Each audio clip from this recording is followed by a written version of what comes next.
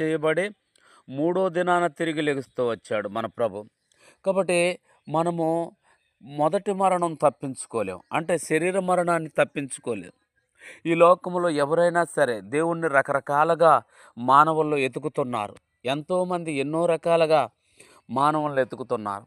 మనము రక్షించబడి మన ప్రభు అయిన యేసుక్రీస్తు ప్రభువారిని ఆరాధిస్తున్నాం. మనము చనిపోతాము. ఇతర దేవతల్ని, ఇతర దేవుళ్ళని కొలిసేవారు చనిపోతారు. ఇతర దేవుళ్ళని కొలిసేవారు చనిపోతారు. ఈ భూమి మీద మానవుడికి శరీర మరణము ఖచ్చితము, నిశ్చయత. అది ఏ మనిషి తప్పించుకోలేడు.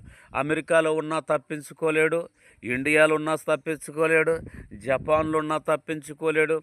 266 దేశాల్లో మనం ఎక్కడ దాగున్నా ఈ శరీర మరణాన్ని మనము తప్పించుకోలేము. ఈ శరీర మరణము మనకు తాత్కాలికము. ఇది